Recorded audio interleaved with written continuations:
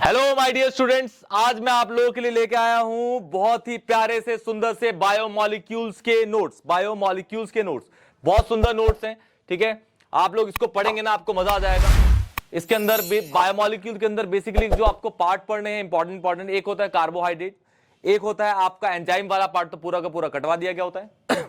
अच्छा, एक होता है प्रोटीन का पार्ट। ठीक है, ये ज्यादा इंपॉर्टेंट है, कौन से, आपका कार्बोहाइड्रेट का और आपका प्रोटीन का पार्ट। ठीक है, इसी से क्वेश्चन जनरली पूछे जाते हैं। कार्बोहाइड्रेट आपको पता है, कार्बोहाइड्रेट को सैकेराइड्स भी कहते हैं। सैकेराइड आपके यहाँ पे 3 तरीके से दे रखे हैं, वैसे 4 तरीके के होते हैं। एक होता है आपका मोनोसैकेराइड, एक और होता है आपका डाइसैकेराइड। डाइसैकेराइड आपका ऑलिगो के अंदर ही आता है, इसलिए यहां मेंशन नहीं कर रखा। ऑलिगो एंड डाई दोनों एक ही में आ जाते हैं, और ये आपका पॉलीसैकेराइड। ठीक है, कार्बोहाइड्रेट जो होते हैं वो कार्बन और पानी से बनते हैं। आपको बताया CxH2O इसका फॉर्मूला होता है, जनरल फॉर्मूला। इसके अंदर एल्डोज, डाइसैकेराइड देखिए यहां पे दे रखे हैं। ठीक है, नोट्स बहुत इजी है बेटा। शुगर आपको दे रखे हैं, reducing and non reducing sugar. बहुत इजी लैंग्वेज में आपको नोट्स बता रखे हैं। यहां आपके प्रिपरेशन दे रखे हैं बेटा, केमिकल प्रॉपर्टीज। इन 6 रिएक्शंस को तो जरूर आंख बंद करके जाइएगा बेटा। इन 6 में से रिएक्शंस पूछी जाती हैं, और ये रिपीटेडली पूछी जाती हैं। ग्लूकोज की 6 रिएक्शन, ये आपका हाइड्रोक्सिल अमीन के साथ, HCN के साथ, Br2 एक्वस के साथ, या आपका एसिड एनहाइड्राइड के साथ, दिस इज कॉन्सेंट्रेट HNO3 के साथ, और हीट और HI के साथ। क्लियर बेटा, इसके अंदर एनहेक्सिन बन जाता है।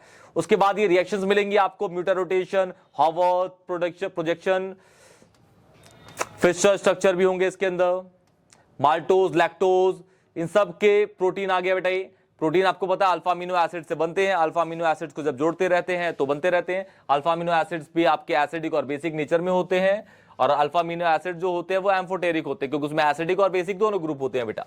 तो ये सारी चीजें आपको इसके अंदर मिल जाएगा। ज़्यूटरायन, इसके बाद डीनेचुरेशन ऑफ प्रोटीन आ जाएगा आपका।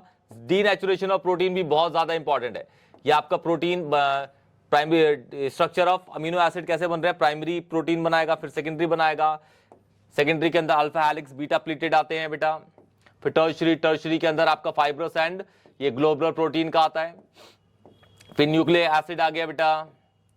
इस तरीके से आपको सारा हर चीज A to Z बायोमोलिक्यूल्स की बहुत ज्यादा क्लियर हो जाएगी। बहुत इजी नोट्स है, सब कुछ पढ़ के जाइएगा, ज्यादा बड़े हैं नहीं, 10 पेजेस हैं, और आप कर सकते हैं बहुत इजीली। 3, 4, 5 नंबर का आता है अगर ये आपका। और इसमें एक और चीज है बेटा, केस स्टडीज में भी ना इसके क्वेश्चन डाल दिए जाते हैं, और केस स्टडी बच्चों के लिए नई नई चीजें हैं, तो बच्चों को प्रॉब्लम होती है, बच्चे इसकी बहुत ज्यादा कम प्रैक्टिस कराते हैं। लेकिन मैं इस चैनल पे केस स्टडीज के बहुत सारे क्वेश्चन डालूंगा, और सारी आपकी प्रिपरेशन करा दूंगा, हर चैप्टर के रिलेटेड डालूंगा। ठीक है, ऑर्गेनिक से भी पूछ लिया जाता है।